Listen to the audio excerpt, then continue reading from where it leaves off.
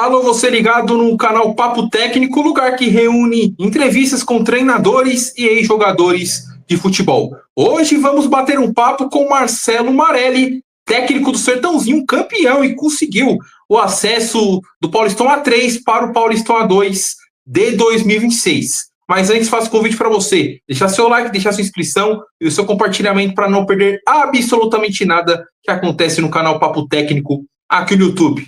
Ô Marcelo Marelli, você prometeu e cumpriu, né? A gente conversou antes do início do Paulistão A3, Sertãozinho conseguiu acesso com o título e a gente vai falar um pouco sobre essas duas conquistas do time do Sertãozinho. Eu agradeço a sua participação mais uma vez.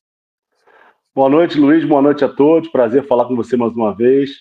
O programa foi pé quente aqui, conseguimos o acesso, né? Graças a Deus aí, uma campanha memorável do Sertãozinho, todos muito felizes aí, realmente conseguir um acesso no campeonato como foi, principalmente na fase final, os adversários que nós tivemos, realmente é para ficar guardado na memória do torcedor sertanezino. Bom, Marcelo, quero iniciar falando sobre esse título e acesso do Sertãozinho, um time que teve a melhor defesa do campeonato. O que me chama a atenção foi o equilíbrio que a equipe teve durante a primeira fase e também a fase decisiva de mata-mata. Queria que você falasse um pouco sobre esse título, da importância do Sertãozinho retornar novamente, né, ao Paulistão A2. Como você falou, a gente sempre buscou equilíbrio, né? Nossa tônica era equilíbrio, buscar equilíbrio, e deu certo, né? A gente, apesar de ter um jogo bem ofensivo, de buscar construir, sair jogando, ter a bola, a gente acabou se destacando pela defesa menos vazada do campeonato, né?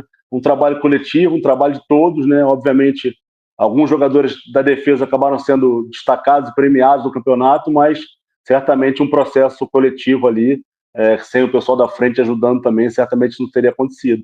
A importância é grande, né? Para nós, como profissionais do futebol, ter um acesso é um upgrade na carreira, é uma chancela que a gente passa a ter na carreira, né? Com um treinador, pessoas de comissão técnica que têm um acesso. E para o clube, principalmente, né? O clube já vinha há algum tempo fora da Série A2 do campeonato, vinha de anos não tão bons aí, né? Alguns até brigando contra o rebaixamento. Então, certamente a torcida do Sertãozinho está feliz aí com tudo que foi construído e espero que o clube faça uma grande A2 ano que vem. O Sertãozinho que não disputa o Paulistão A2 desde 2021, quando foi rebaixado como lanterna.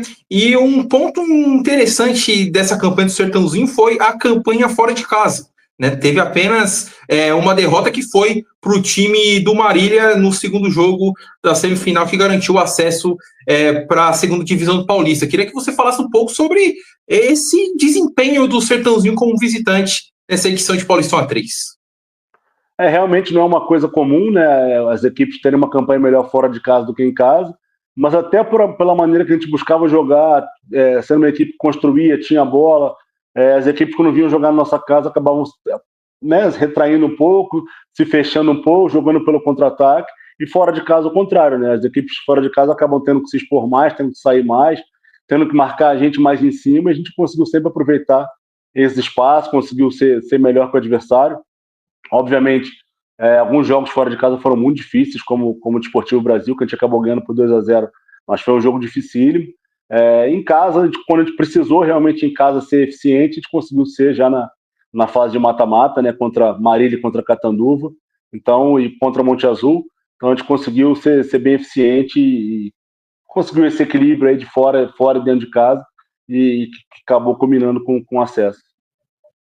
E Marcelo, eu queria fazer uma pergunta para você. O Sertãozinho teve altos e baixos ali nas primeiras rodadas da competição. E a derrota para o Rio Branco, queria saber de você se essa derrota para o Rio Branco em casa foi a virada de chave, porque depois dessa derrota o Sertãozinho deslanchou e conseguiu o acesso junto com o título. A derrota para o Rio Branco foi o divisor de águas para nós, principalmente por como foi o jogo, né? Não foi uma derrota só. A equipe do Rio Branco foi muito melhor que a gente no jogo, foi muito superior que a gente sentiu isso, sentiu o baque, e entendeu principalmente que a gente precisava de mudar, que a gente precisava fazer uma coisa diferente, fazer a mais um pouco. Os jogadores também entenderam e compraram essa ideia que a gente tinha que evoluir, que a gente tinha que se dedicar um pouco mais, e usou o Rio Branco como um norte, como uma equipe a ser chegada, uma equipe a ser batida, e deu certo, né? Depois desse jogo foram 13 jogos de invencibilidade, foi perder só para o Marília no jogo do acesso o segundo jogo. Então, assim, foi realmente um divisor de águas. O time do Rio Branco, a gente sabia que era uma grande equipe do campeonato. A gente sabia que chegaria para disputar também o acesso, como aconteceu contra a equipe do Monte Azul. Então, enfim, foi muito importante o jogo do Rio Branco para colocar a gente dentro de uma rota de novo ali, de principalmente uma equipe, ser uma equipe competitiva. Bom, Marcelo, eu queria que você falasse um pouco sobre os dois jogos das finais desse Paulistão A3 contra o Monte Azul. É o Monte Azul que é o atual campeão da Copa Paulista, vai jogar a Série D do Campeonato Brasileiro nesse ano e fez a melhor campanha da primeira fase. Sertãozinho teve a quarta melhor campanha. Queria que você falasse um pouco sobre os dois confrontos, vitória no primeiro jogo, empate no segundo, que decretou o Sertãozinho campeão do Paulistão A3. Jogar com o Monte Azul é sempre muito difícil. Muito difícil. A gente, na primeira fase, a gente jogou contra eles na casa deles, vencia até os 50 do segundo tempo, eles empataram. É uma equipe que tem uma maneira de jogar muito diferente de todas do campeonato. É uma equipe que marca individual o campo todo, marca encaixado o campo inteiro.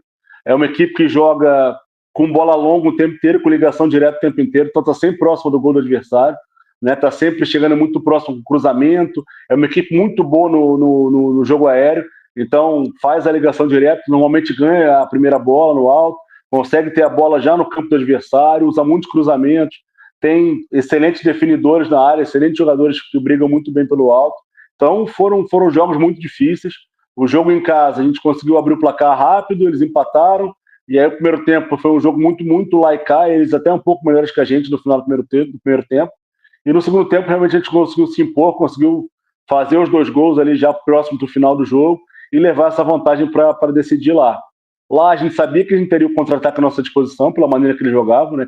É um time que acaba ficando exposto demais, mas confia muito nos confrontos, na qualidade dos seus jogadores atrás. A gente conseguiu fazer um gol bem cedo também, que amplia a vantagem para a gente. Eles acabam fazendo um gol de pênalti logo, pouco depois do gol dele, do gol nosso, e o jogo fica lá e cá, eles com um volume muito grande, né? Com muita, como eu falei, muita jogada aérea, uma força muito grande em cruzamentos, boas chances de gol deles, a gente conseguia chegar em contra-ataques, e a gente consegue equilibrar o jogo, principalmente no segundo tempo ali, e consegue acabar saindo com esse título aí da Série 3.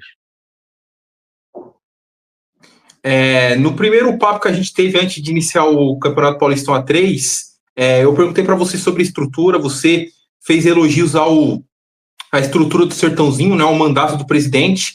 Queria saber de você o quanto esse título muda, né, os planos para o futuro do time do Sertãozinho, que agora vai disputar o Paulistão A2 no ano que vem. Então, acho que a mudança de divisão, né, ela traz coisas muito boas, né, óbvio, mas traz também uma responsabilidade por uma evolução, por uma melhoria no geral do clube, né? Porque a Série 2 é muito difícil, a Série 2 do ano que vem vai ser muito difícil. Se a gente pegar as equipes que vão jogar, você vai ver o nível das equipes que estão jogando. É uma Série A1 sem os grandes, né? Então, assim, é necessário que o clube evolua, melhore alguns aspectos em relação à estrutura, e o presidente tem total consciência disso, a direção tem consciência disso. Eu acho que até a não participação na Copa Paulista já pensando nisso também, né, em tentar, de alguma forma, melhorar a estrutura do clube, se preparar para receber jogadores de um nível diferente também. Então, tudo isso certamente está sendo pensado pela direção, pelo presidente, e certamente o Sertãozinho vai vir muito forte na Série 2 ano que vem. E eu queria tocar nesse assunto de Copa Paulista. Então, a não participação do Sertãozinho na Copa Paulista passa muito nessa melhoria de estrutura para tentar competir no Paulistão A2, que você, como foi muito bem citado, vai ter equipes muito fortes, né? Equipes que já foram campeões ou vice-campeões do Paulistão da primeira divisão.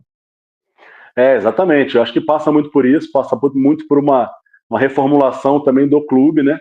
Que é importante, uma reestruturação em alguns setores do clube.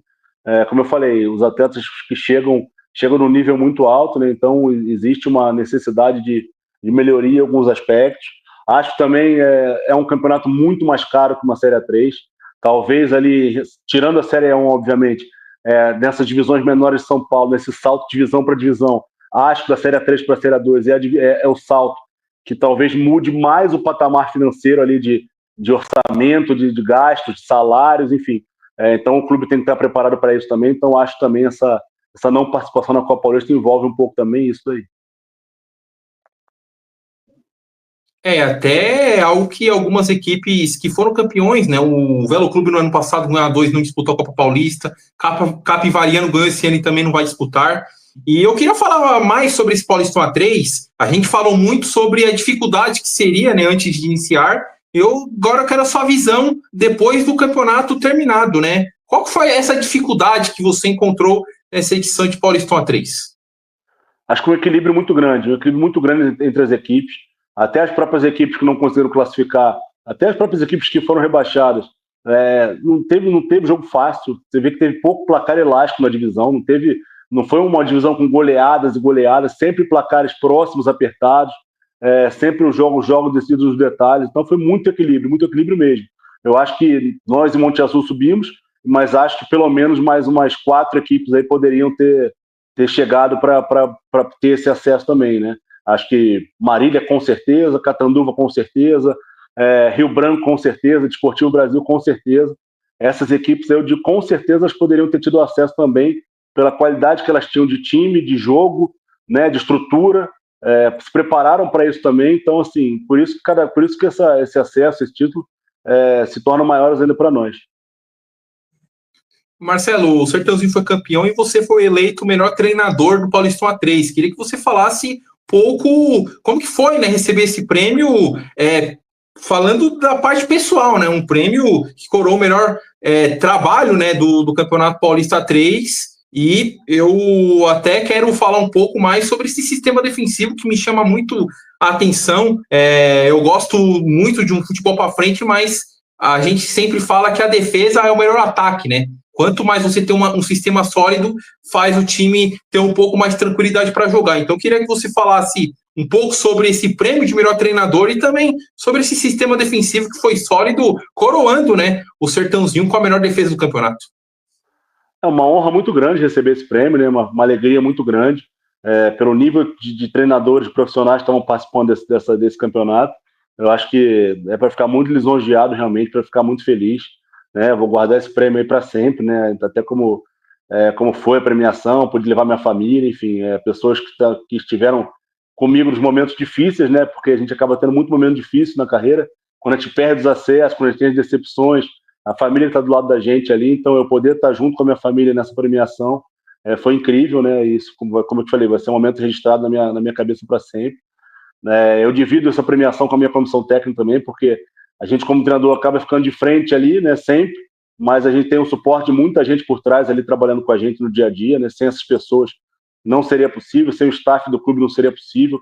Pessoas que estão longe de aparecer, né? Que estão dia a dia cuidando do campo, pessoas que estão limpando o estádio, limpando a nossa sala, enfim, dando todas as condições para a gente ali. A menina que trabalhava na alimentação ali, que foi fundamental a chegada dela, por incrível que pareça, mudou o rumo do nosso trabalho também, uma menina que se preocupou muito com os atletas no dia a dia ali. Então, todas essas pessoas fazem parte desse prêmio, é dividido por todos, realmente, sem ser hipócrita, sem demagogia nenhuma. Essas pessoas fazem parte desse prêmio, e esse prêmio dividido com elas. Sobre o sistema defensivo, eu acho que, como eu te falei, é uma coisa que é coletiva, né? Não existe sistema defensivo só dos jogadores de defesa, é uma coisa que é coletiva. Você, quando está com a bola, você tem que estar preocupado já em se defender bem, né? Então a gente sempre se preocupou com isso, está com a bola, mas preocupado em defender bem, está pronto para se defender, tá compactado, está junto ali dos atacantes que ficam ali para não tomar um contra-ataque. Quando não tinha bola, buscava ser o mais agressivo possível, ser realmente intenso e agressivo para colocar os adversários numa situação de desconforto. Isso tem que partir da frente, né? Senão acaba estourando atrás numa situação mais complicada. E todas as vezes que a gente precisou, quando chegou atrás, nossa defesa foi muito bem, nosso goleiro foi muito bem no campeonato, foi o melhor goleiro do campeonato, com louvor e acho que com sobras, né? Mas assim, acho que, como você falou, para ter um sistema ofensivo bom, a gente tem que ter um sistema defensivo bom. É tudo um conjunto. O jogo é um só, a gente não consegue dividir o jogo, né? O jogo está acontecendo, todas as fases estão acontecendo a todo tempo do jogo. Quando você perde a bola, você já inicia um ataque. Quando você perde a bola, desculpa, você já inicia a tua defesa. Quando você recupera a bola, você inicia o teu ataque. Então está tudo interligado, né? E obviamente, assim, para todo mundo acaba olhando a defesa, mas você ter mais a bola, você ter mais posse de bola com o adversário, também você já está se protegendo defensivamente. Então, tudo isso contribuiu para que a gente fosse uma equipe muito consciente com a bola, gostasse de ter a bola, fosse uma equipe agressiva com a bola, e acabou que defensivamente isso contribuiu para que a gente fosse muito forte.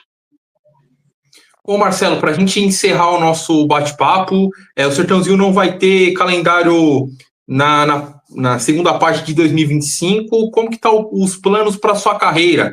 Existe a possibilidade de você ser mantido no comando técnico do Sertãozinho, ou existe também a possibilidade, caso chegue alguma proposta, de você sair do Sertãozinho para poder fazer seu trabalho em outro lugar e, quem sabe, retornar no ano que vem para comandar no Paulistão A2?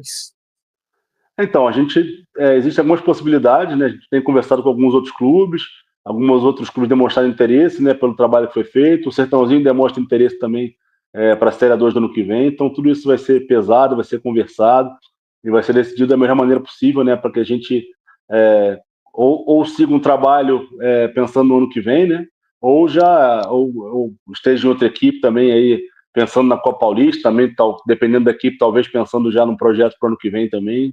Tudo isso vai ser pensado aí, independente do que acontecer. Eu sou muito grato à equipe do Sertãozinho, às pessoas do Sertãozinho, ao presidente, à direção, por terem me oportunizado, né, de comandar a equipe do Sertãozinho nessa Série A3. A gente vê um trabalho muito bom no Taquaritinga, mas era de uma divisão menor, então as pessoas olharam e viram que existia um trabalho realmente, um processo de um tempo dentro de um clube, que foi o Taquaritinga. A gente conseguiu dar sequência no Sertãozinho. Enfim, então eu sou muito grato, independente se eu vou seguir ou não. Sou muito grato por ter tido essa oportunidade de Sertãozinho. E vamos decidir agora, pensar com calma realmente esses dias aí, o que é melhor para a gente, o que é melhor para o clube, né, para seguir a nossa vida adiante e o Sertãozinho também seguir a vida adiante.